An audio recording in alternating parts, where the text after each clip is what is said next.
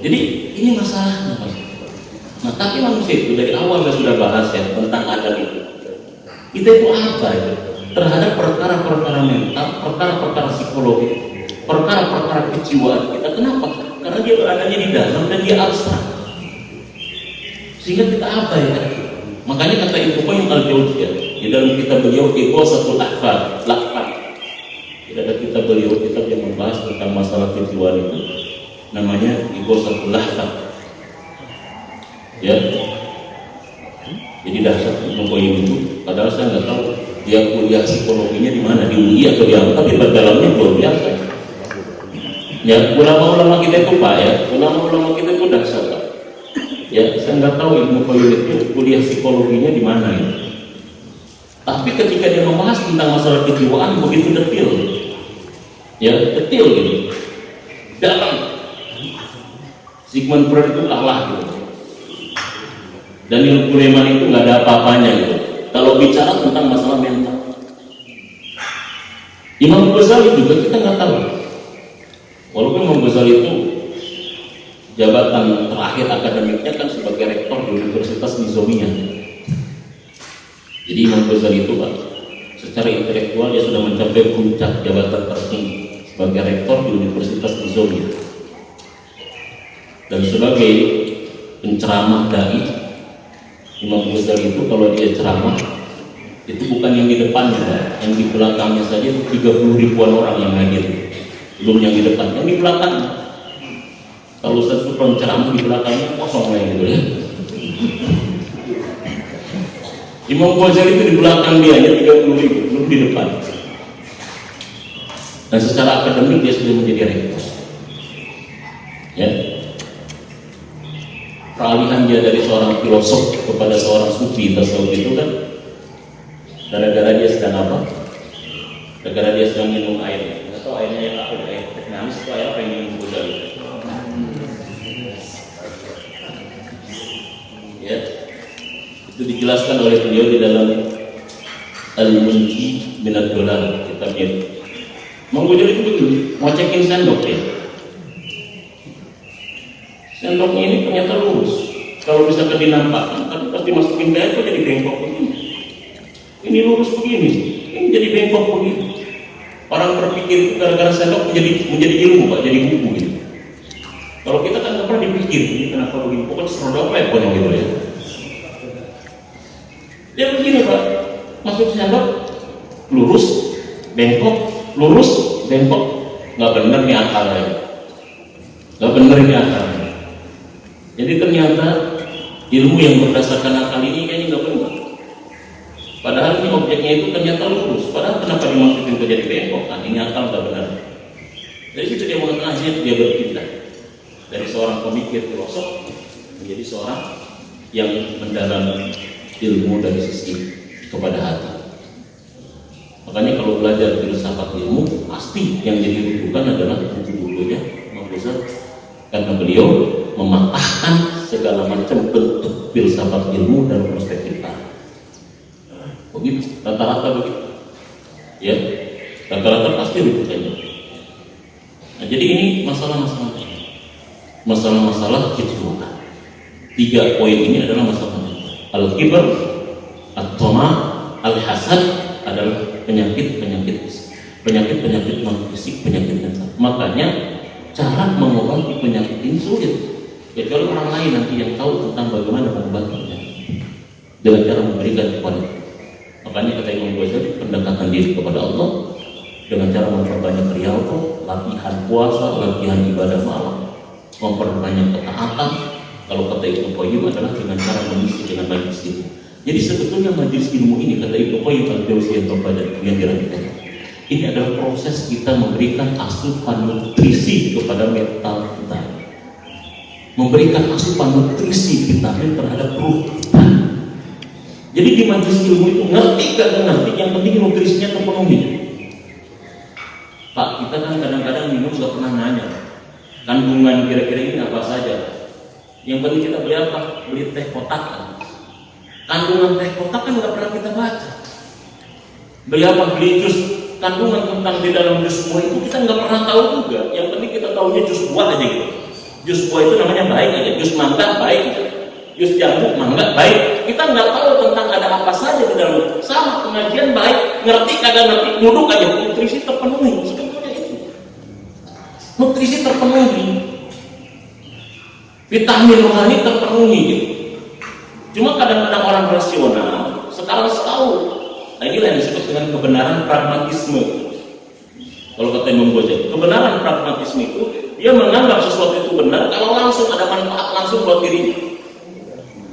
Itu kebenaran yang pragmatisme. Padahal manfaat itu bisa langsung maupun bisa tidak langsung. Jadi sekarang itu kan kebenaran itu kan, teori kebenaran itu kan kalau nggak salah saya baca ada 6 ya, atau 8 teori kebenaran.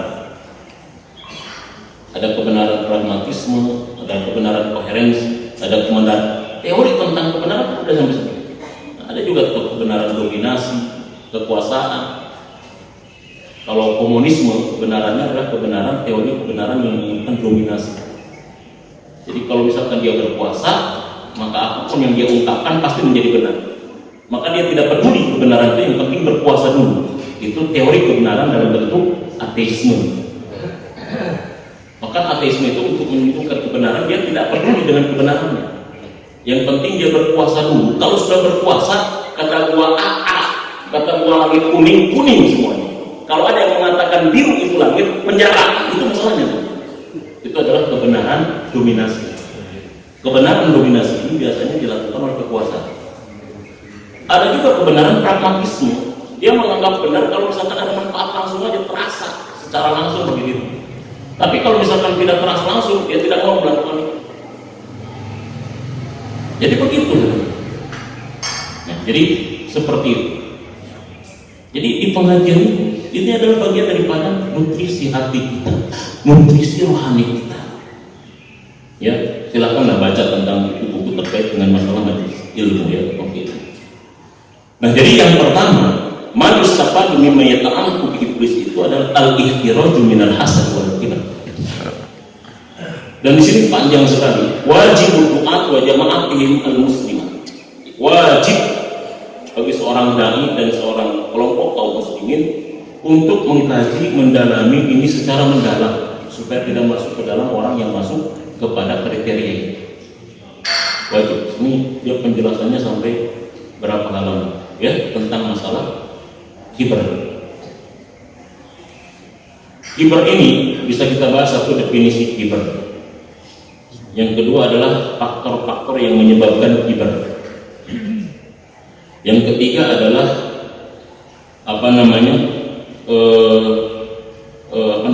efek dari sifat kibar. Ya, definisi sudah saya bahas. Ada 3 kan, sesuatu yang disebut dengan sombong menurut syariat itu 3. Satu adalah khairu minhu, merasa diri lebih baik dari yang lain. Ini definisinya. Karena itulah yang diabadikan Allah ucapan iblis di dalam Al-Quran, ana khairu minhu. Yang kedua, kibar itu adalah batrul haqqi, kalau kata Nabi, menolak kebenaran. Ini yang disebut dengan sombong, yang tidak akan pernah masuk ke dalam surga walaupun sebesar Jabal.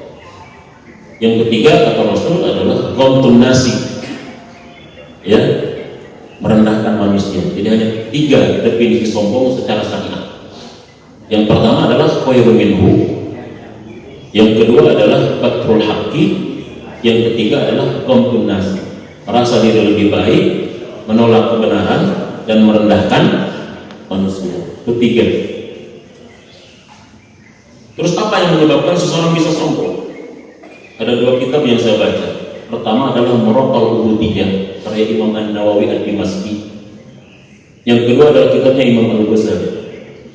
Rata-rata dalam 2 kitab itu ada 7 faktor yang menyebabkan manusia angkuh dan sombong. Yang pertama adalah al-quwwah. Kesombongan itu disebabkan karena kekuatan, kekuasaan. Inilah yang menyebabkan Fir'aun menjadi sombong, takabur.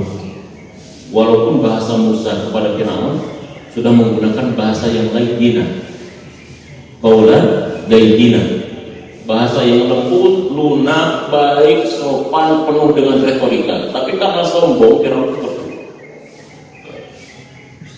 Ya, kadang-kadang ini dalil firman-Nya Allah terkait dengan dakwahnya Musa kepada Firaun dijadikan sebagai hujah bagi orang-orang tertentu. Ya, tidak boleh berkata-kata kepada penguasa itu, kepada orang jahat itu sombong. Musa kepada Firaun saja lembut, legina dan sebagainya. Ya. Musa kepada Firaun itu adalah dakwah. Ya, Musa kepada Firaun itu adalah dakwah. Yang kedua, target Nabi Musa juga adalah bukan hanya Firaun. Makanya kan Firaunnya nggak mau ngegubris ajakan Musa walaupun sudah lembut. Tetapi di sekitar Firaun tidak sedikit yang beriman kepada Nabi Musa dengan dakwahnya Nabi Musa. Walaupun Firaun pun akhirnya beriman, tetapi imannya telat. Pas mau mati baru dia beriman, bukan iman yang telat. Ya, itu namanya kekuasaan. Jadi kekuasaan itu amat sangat besar dorongannya untuk menjadi sultan. Makanya bapak-bapak kalau misalkan kita baca sejarah Abbasiyah, ya Muawiyah, terutama Abbasiyah, itu Abbasiyah itu sejarahnya para sultan, para penguasa di zaman Abbasiyah itu pasti mengangkat para ulama sebagai penasehat spiritual, pasti mengangkat mereka. Muhammad Al-Fatih itu, ya Muhammad Al-Fatih itu dia dalam situasi dan kondisi tertentu dia selalu bertanya kepada guru, dan dia dalam kondisi tegang seperti apapun, orang lain tidak bisa bicara, tapi kalau gurunya dia tidak bisa menolak walaupun dia ingin sendiri. Kita kan kadang-kadang udah jangan dekat aku ingin sendiri dulu. Dia kadang-kadang ketika dalam kondisi seperti itu nggak ada yang berani mendekati, tapi ketika ada yang lain mau mendekati mereka tidak, maka mereka mendatangi gurunya. El-Fatih sedang ada masalah, mungkin gurunya datang, dia tidak berani menolak. Kalau kita baca tentang Muhammad Al-Fatih itu kan yang biasa kan salah satunya kan guru. Ya, ada konsep pendidikan gurunya Muhammad Al-Fatih. Muhammad Al-Fatih itu kan dari usia 8 tahun ya sudah suka privat. Sultan Murad itu kan suka mendatangi guru. Tapi guru yang datang rata-rata nggak berani. Kalau Muhammad Al-Fatih itu nakal apa anak sultan, makanya ada sekarang istilah anak sultan mah bebas gitu kan begitu. Jadi dia ada kos kumaha gitu wangi nyarekan sehingga nggak bisa. Makanya langsung bapaknya mendatangkan gurunya. Siapa gurunya itu ada dua yang terkenal itu dalam sejarah.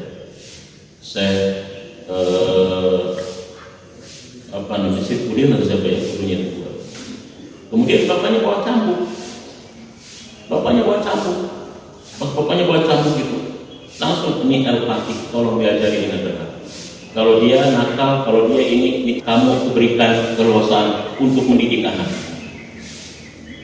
Belum melakukan salah, belum apa, itu anak turun diambil cambuk dari bapaknya. Di depan bapaknya itu cambuk kita Al-Fatih kecil, jepret.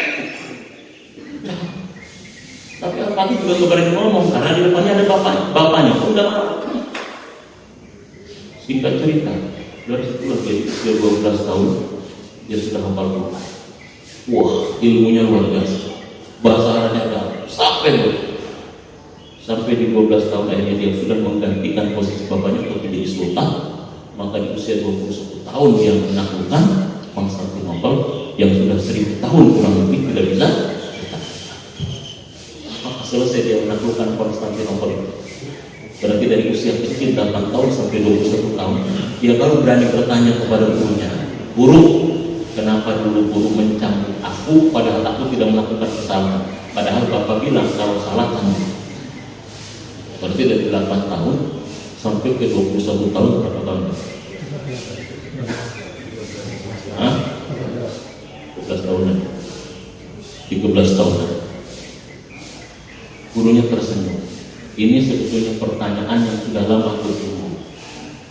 Bayangkan dalam waktu yang sudah lama, dalam waktu yang sudah belasan tahun, kau masih ingat terhadap cambukanku pada sudah lama. Artinya apa? Aku tahu kau bakal menjadi sultan, pemimpin dan penerus ayahmu. Yang akan dikatakan ketika kau melakukan kezoliman kepada rakyat, maka kezoliman sekecil apapun itu akan selalu diingat oleh rakyat. Seperti itulah yang kau pernah kucapuk 21 tahun ini, kau tanyakan 13 tahun kau masih terngiang-ngiang cambukanku. Begitulah kalau kezoliman kita lakukan, maka orang akan mengingat walaupun sudah puluhan tahun. Itu kulakukan agar engkau tidak pernah berbuat kezaliman kepada rakyat. Jadi di balik kesuksesan Muhammad al-Fatih menaklukkan Konstantinopel itu ada peran siapa? Gurunya yang dahsyat. Ada peran guru. Itulah konsep pendidikan Islam itu dahsyat. Makanya konsep pendidikan Islam itu mampu menciptakan para pahlawan yang real pahlawan. Makanya di dalam konsep Barat kan pahlawan itu pasti tiba-tiba Batman gara-gara dia kena lalai, jadi Batman. Spiderman gara-gara dia digigit sama apa? Cetrok, digigit sama laba-laba, jadi Spiderman, pahlawan. Jadi superhero dalam konsep Barat itu adalah tiba-tiba. Akhirnya anak kita menghayal, mudah-mudahan gua digigit sama nyamuk. Jadi apa nantinya? Digigit sama semut, Ant-Man. Digigit sama ini, digigit sama terus ini anak-anak menghayal, mudah-mudahan digigit jadi Superman, jadi Batman, jadi begitu. Jadi konsep pahlawan superhero dalam Barat itu kan tiba-tiba dan itu tidak rasional. Tapi konsep pahlawan dalam Islam itu melalui proses apa? Pendidikan yang panjang. Jadi sebetulnya yang tidak rasional Barat itu Islam sebetulnya sih. Rata-rata kan kalau bicara tentang superhero dari Barat itu Avenger itu kan aneh-aneh semua. Pahlawan-pahlawannya gitu nggak jelas gitu. Tapi kalau dalam Islam, pahlawan Islam, Khalid bin Walid, pahlawan Islam misalnya, Muhammad al-Fatih, pahlawan Islam misalnya, itu jelas konsep pendidikannya jelas sampai dia menjadi apa? Pahlawan. Ujuk-ujuk jadi pahlawan. Gitu. Digegel kukuya, jadi pura-pura ninja. Digegel kukuya. Ampun, digegel kukuya, pura-pura ninja. Padahal pura-pura jalannya lawak gitu. Jadi pahlawan dalam konsep Barat itu kadang-kadang nggak jelas, hubungannya nggak jelas tiba-tiba aja. Tapi pahlawan dalam Islam itu jelas. Dijelaskan gurunya siapa, belajarnya bagaimana, sampai akhirnya dia menjadi pahlawan. Nah, jadi begitu. Nah, jadi ini al-ikhtiar. Jadi satu disebabkan karena kekuasaan. Ya, sampai jam 5:30 aja ya, 5 menit lagi. Karena konon katanya menurut teori konsentrasi. Konsentrasi itu adalah usia kali menit gitu. Usia kali apa? Ini rata-rata kan usianya kan berapa? Berarti kan sebetulnya maksimal 50 menit. Bisa konsentrasi deh. Mana iya geus bararea, iya geus dulu ya. Makanan juga udah pada habis, udah konsentrasi gitu. Jadi begitu, tinggal punya pesan aja minum, saya minum dulu. Katanya begitu kan dalam teori pembelajaran kan begitu. Ya, teori konsentrasi itu adalah usia kali menit. Makanya kita kalau misalkan anak usia kali menit, anak usianya 3 tahun kali menit, berarti 3 tahun itu berapa menit? 3 menit. Jadi jangan sampai anak 3 tahun diajarin sampai setengah jam, melepak dia gitu.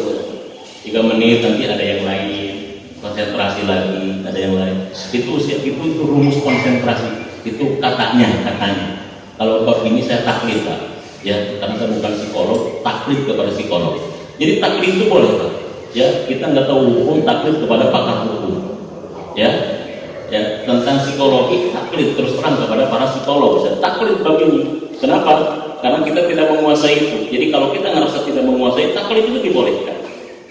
Ya, jadi menurut psikolog, ya teori konsentrasi itu rumus konsentrasi adalah usia kali menit. Nah kalau di sini rata-rata 60 menit, berarti usia 60 kali 60 menit. 60 menit guys, lewat di 60 menit guys, jangan kasih bukan saja, jangan HP, jangan yang lain, guys semua beres gitu ya. Nah, gitu. Jadi harus ada selingan, yang penting ini selingan ya. Ini kan masalahnya baru menjelaskan satu, al-ihtiraju minal hasadi wal kibr. Lanjutkan dulu ini ya. Jadi apa yang pertama tadi? Faktor kesombongan katanya. Apa tadi? Bukan, konsentrasi. Karak hiji. Apa pertama? Al-quwwah, kekuasaan. Yang kedua, sombong itu faktornya kata Imam Ghazali atau Imam Nawawi adalah bisa babil mali, disebabkan karena harta. Bisa babil mal, karena banyaknya harta. Hati-hati itu harta itu. bisa sombong. Kita sudah pernah bahas tentang cerita Korun. Kita sudah bahas sedikit tentang biografi Korun. Korun itu adalah orang soleh, umatnya Nabi Musa, peduli terhadap tetangga. Bahkan dia satu-satunya umat Nabi Musa yang hafal Taurat dan bagus ketika melantunkan Taurat. Begitu kata Ibnu Katsir di dalam Al-Bidayah wa Nihayah. Bagus dia dalam melantunkan Taurat. Kalau sekarang kayaknya koriknya itu Korun. Korun itu ternyata koriknya gitu zaman Nabi Musa. Kenapa dia menjadi kayanya? Karena dia minta didorong oleh umatnya Nabi Musa, oleh kaumnya Nabi Musa untuk senantiasa apa? Musa doakan Korun biar jadi orang kaya. Kalau Korun kaya, kami nggak ada yang kelaparan dan kesusahan. Kata si Korun, iya Musa, doain aku kalau aku jadi kaya. Beres teman masjid, beres. Majelis taklim beres, pokoknya doain kaya dulu aku. Begitu si Korun, orang baik, bayangkan Korun orang baik. Coba baca Ibnu Katsir, Al-Bidayah wa Nihayah. Ya, jadi kalau tarikh itu Pak, yang sekarang muncul itu adalah Al-Bidayah wa Nihayah, tarikh yang otoritatif ya. Itu Korun itu begitu. Kemudian akhirnya Nabi Musa mendoakan Korun. Yang lain umatnya Nabi Musa mengaminkan. Bolehlah Korun, mustahil. Sampai diabadikan dalam Quran surat 28 ayat 76 itu, kekayaannya Korun itu enggak dijelaskan tentang hartanya sama Allah, tapi dijelaskan tentang kunci gudangnya dibawa oleh 40 orang-orang kuat. Di situ usbah itu kelompok. Kata ulama di dalam tafsir Qurtubi itu salah satunya adalah 40 orang kuat. Kuncinya doang, kunci gudangnya doang, gudang harta. Kalau kita kunci berangkasnya kira-kira dibawa oleh 40 orang kuat. Jadi kalau kuncinya aja kayak begitu, kira-kira gimana kira-kira hartanya? Itu surat 28, 77, 76, 77 terus itu cerita tentang Korun. Begitu Pak, kayanya dasar. Dengan kaya mulai dia cari komunitas. Biasanya gaulnya dengan yang darah kotor, mulai dari yang darah biru ya. Mulai dia ganti komunitasnya. Dekat-dekat dengan Musa di pentaan impak WA, bandingkan gua dekat dengan yang lain. Komunitasnya beda, yang lainnya beda, pola pikirnya kemudian berubah. Utus Nabi Musa kepada seseorang. Ada juga di dalam tafsir itu mengatakan Nabi Musa mengutus seseorang, ya ayat yang ke-78-nya ya. Ada juga Nabi Musa sendiri yang mengatakan datang kepada Korun. Ini udah nggak kelihatan lama Korun ini, coba datangin. Dia kan sudah wajib zakat, suruh keluarin zakatnya. Apa jawaban Korun? Enak saja Musa. Wa ma utitu min ilmin. Enggak ada yang kudapatkan melainkan semuanya berdasarkan ilmu, enggak ada hubungan dengan Tuhan yang Musa. Begitu. Kesel Korun dimintain zakat terus, kesel Korun dimintain infak terus, kesel Korun diceramahin terus. Kayaknya Korun bayar siapa? Bayar seorang pelacur. Aku mau undang Musa nanti datang ke sini. Di undangannya sih ceramah. Wahai Musa, tolong izinkan dia apa? Gimana di rumah gua di istana? Tenang, masalah aku transfer gitu. Nanti kalau Musa datang, kau langsung datang saja masuk kau bilang bahwa engkau telah dihabili, telah dinahi oleh Musa. Kau ngomong gitu dong. Tugas saya apa Korun? Tugas kamu kalau ada Musa ceritakan, wahai Musa, gimana tanggung jawabmu? Ini adalah anak hasil kamu, ini adalah aku adalah anak kamu. Aku bayar kau 2000 dinar, ngomong gitu doang. Olah, coba cuma ngomong gitu doang dikasih 2000 dinar. 1 dinar berapa? 4,25 gram. Kalau misalkan sekarang emas berapa? Berapa Pak? Ciri cara kamu ikut emas ke pemajikan 700 lah misalkan ya. 700 kali 4 berapa? 7 kali 4 buat berapa? Kali 2000 berapa kira?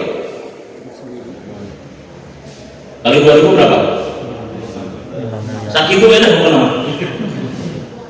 Bayangkan berapa miliar langsung cuma ngomong gitu gua. Nih gua kasih sekian miliar, kok ngomong gitu doang. Selesai. Itu udah di semua sampai Musa marah. Di situ kan awal tenggelamnya Korun, ya karena Nabi Musa marah, kemudian Nabi Musa salat 2 rakaat, kemudian Nabi Musa minta kepada Allah, wahai Allah tenggelamkan Korun. Sampai Korun itu kan sudah ambles segini, ambles lagi, dia minta terus. dia minta maaf kepada Musa, sampai sedada dia minta maaf kepada Musa. Kalau dia 70 kali minta maaf kepada Musa, Musa tidak memaafkan sampai diampaskan. Dan dalam Ibnu Katsir dikatakan bumi ini terus bergerak untuk menelan korun sampai ke dasar bumi dengan harta. Makanya kalau nyari harta korun gak bakalan ketemu, ambles ke bawah, gak bakalan ketemu nyari harta korun, karena setiap detik, setiap ini bumi itu terus apa? Bergerak sampai masuk. Gimana harta korun itu enggak? Memang kadang-kadang harta korun kita digali batu tulis. Oh ini nyaman apa nih? Orang korunnya juga di mana? Ini di Bogor, ya. Gak bakalan ketemu gitu. Ya. Kadang-kadang tingkat khayalnya tinggi orang kita itu kadang-kadang. Semua kadang-kadang khayal, mudah-mudahan dapat harta korun, harta korunnya kagak dapat, pelitnya gak dapat gitu. Ini kan amal. Yang ketiga juga disebabkan karena bisa babil ilmi. Kesombongan itu bisa babil ilmi, disebabkan karena pengetahuan, karena itu. Ya, jadi ilmu itu juga bisa menyebabkan orang sombong. Itulah sebabnya kenapa Allah tegur Nabi Musa sehingga dia ketemu dengan Nabi Khidir alaihissalam. Karena Nabi Musa ini adalah Nabi yang paling cerdas dalam sejarah. Julukannya adalah Kalimullah. Argumentasi Musa itu dasar. Makanya dia disebut dengan nabinya Bani Israil, karena Bani Israil itu terkenal dengan cerdas-cerdas. Rata-rata IQ-nya 200. Makanya Nabi Musa itu cerdas. Argumentasinya jago. Makanya Fir'aun itu dengan Nabi Musa kalah kalau debat. Ya, kalau debat kalah.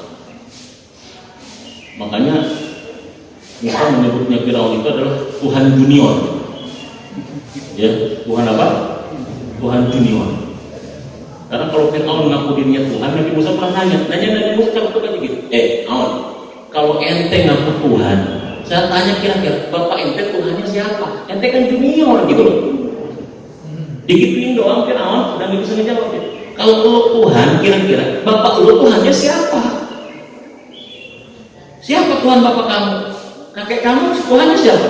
Kan Tuhannya baru muncul sekarang. Kamu kan anaknya. Terus Tuhannya siapa? Dia Fir'aun, siap coba ngomong deh.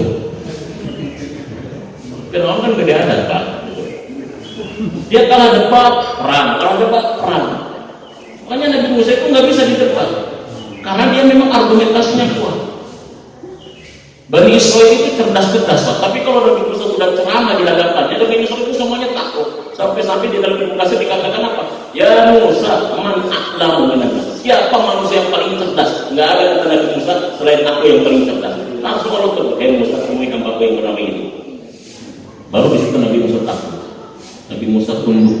Nabi Musa disadarkan ternyata ilmu itu jauh lebih di atas dan ilmu ada ini. Yang keempat, sampai 4 aja dulu. Ya, kesombongan itu juga bisa disebabkan karena faktor bisa babi nasib. Bisa disebabkan karena faktor nasab, faktor keturunan. Nah inilah tipis yang menyebabkan sombongnya itu karena gara-gara faktor keturunan atau asal usul. Ya, jadi bahaya bisa babi nasib. Yang ketiga, yang kelima bisa babi ibadah, disebabkan karena ibadah. Ya, merasa banyak ibadahnya, merasa ahli ibadah, ya merasa orang lain pokoknya ahli neraka. Ya, merasa wah ibadahnya udah hebat, yang lain itu ahli neraka. Seolah-olah dia yang megang kunci surga. Bahkan dia yang menjadi steering komit panitia kiamatnya kayak gitu. Di kiamat 2 panitianya pokoknya. Kunci surga dari saya. Pada bisa Tuhan berusaha buat kamu gimana. Yang selanjutnya bisa disebabkan karena penampilan fisik, karena badan yang bagus, karena wajah yang cantik, wajah yang tampan juga bisa disebabkan karena kesombongan. Makanya kan para binaraga itu kadang-kadang kebetahan pakai baju. Binaraga itu kebetahan pakai baju. Telanjang, nggak suka tanya mau badannya apa? Badannya gede. Gila-gila asup angin, dikerok sama majikan mawar gitu. Ya. Tetap badannya nggak akan apa, tetap pakai motor, pakai baju sudah kelihatan gagah. Makanya itu ujung-ujungnya asup angin kedelasan. Namanya angin buduk, gitu loh ya. Bahkan tidak sedikit orang yang gagah-gagah hebat-hebat matinya digigit nyamuk. digigit nyamuk demam berdarah, padahal badannya gagah, tapi mati digigit. Kan kurang keren. Kenapa matinya? Berantem sama harimau Sumatera gitu kan keren. Berantem sama ini gitu, sama buaya. Ini kenapa mati? Digigit nyamuk demam berdarah. Padahal tadinya karena pakai batu udah gagah ya.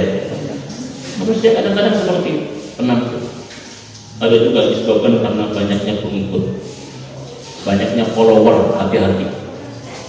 Banyaknya viewer, follower itu hati-hati. Untung sama kebanyak follower, jadi sesuatu bisa sombong. Jadi pengikut, banyaknya pengikut kan.